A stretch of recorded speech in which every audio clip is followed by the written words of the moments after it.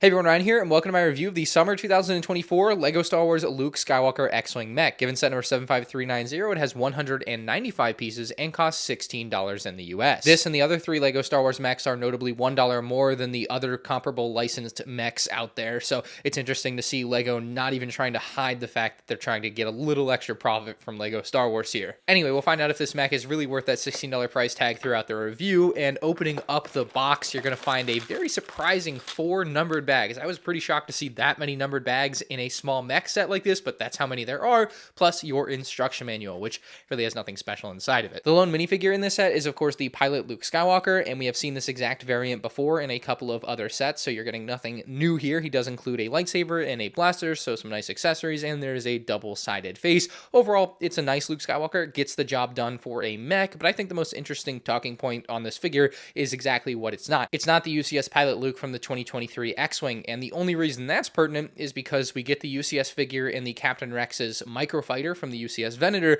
so I'm just very curious the rationale behind why they didn't include the exact UCS figure in this set, but they did in the other set. It's just a very good question, I think, to ask for LEGO Star Wars, especially when they're upcharging these mechs $1 already. Of course, the big caveat to that is LEGO did something they've really never done before and released the UCS pilot Luke as a keychain, although the keychain is certainly not as good as just getting the figure on its own. But what you can do with that keychain, if you go and spend the extra $6 now, you can pull the arms off, you can pull the legs off, and the body, head, and helmet are the exact same on this figure that I have here, and you just put them on the figure that you got from the mech. So for $22 all in, you can get the UCS figure. Why you have to spend an extra $6, beyond me, but it's something you can do with this set combined with the keychain. In other words, the keychain Luke is DLC that probably should have been free. Looking at this mech, the overall design of it is similar to the other three that we have from LEGO Star Wars. We'll look at them side by side in a minute, but the real difference is in the paint job, essentially. With the other three, they were just the character suits,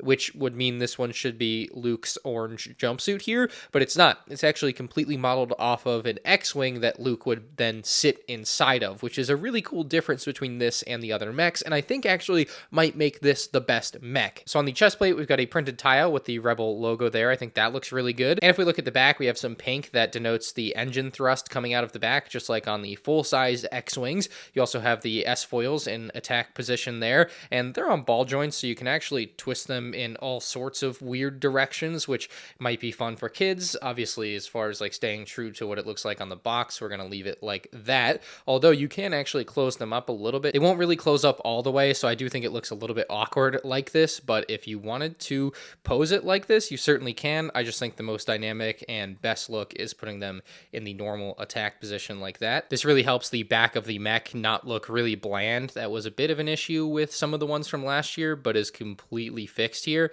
Now you will notice a clip on the back as well, and that's where we're going to put Luke's lightsaber. I really wish they had found a better spot for the clip. Maybe there wasn't one. It does look super awkward though, and really breaks up what otherwise is a pretty decent design for the back of the X-Wing with the lightsaber. There's a couple other clips at the hip where you can attach his small blaster like so. Very easy to do and looks nice there. When it comes to allowing Luke to pilot his mech, you just have to pull the chest plate down. You have a bit of a tile piece there that will go between his legs that will hold him in place reasonably well, and you push this piece back up, and there he is in the pilot area of the mech. Just to give you a brief example of whether or not the figure will actually stay inside during some rougher play, I'll shake it around, maybe flip it upside down, in and out of focus, doesn't matter, the figure stays inside. That's good. I suppose it should go without saying that that is not the case if this chest plate piece is not attached properly. You have to have it closed to keep the figure in. This Luke, of course, makes very good use of the newer lightsaber piece that they made specifically for these mechs. It looks very good with the blue color there,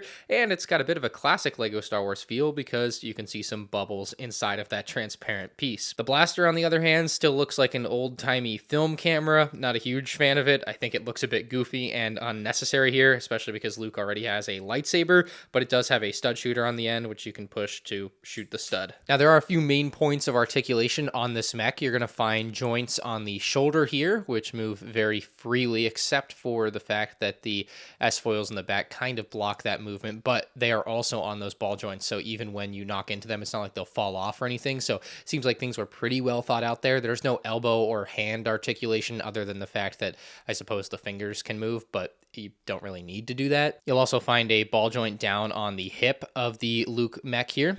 Moves pretty well. And then finally a ball joint for the ankle. So just a few main joints for articulation on this figure. Definitely not, I suppose, like action figure level of articulation. The knees don't have any joints either, so you're just kind of stuck where you are with that. But I think for making it sturdy as a play toy for kids, it already feels like wonky enough, like it'll fall apart easy enough.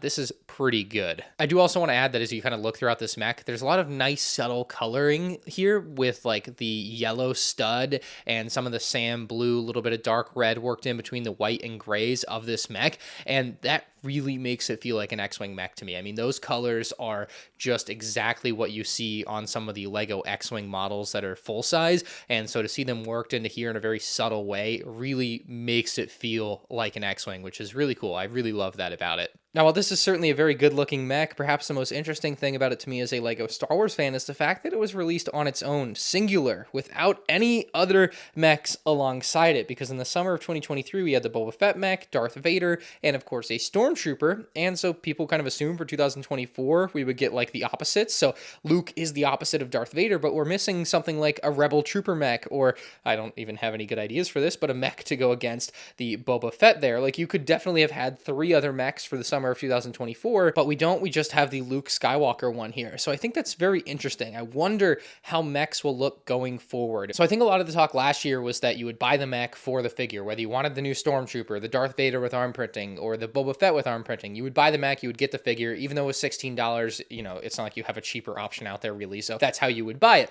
But with this Luke Skywalker, I don't think it's quite the same. I think the reason you buy this is because you like mechs, not because you want this dumbed down, worse version of a Luke Skywalker figure than you could get otherwise. That isn't the case with the other 3 mechs. The other 3 mechs include the top version of their figure.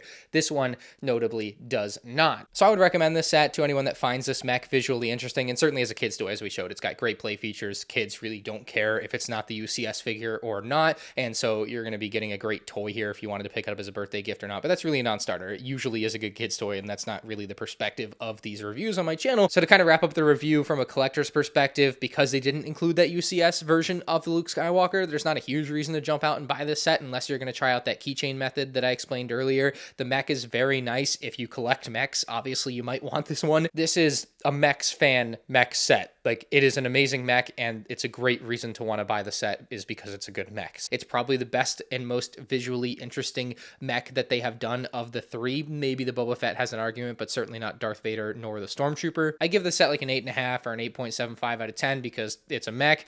It doesn't have as good of a figure as it could have, and it's $16 when it really should be $15. I think the biggest question that'll come out of this video is, what does the future of mechs look like? A question that we likely won't have answered until the summer of 2025. See you then.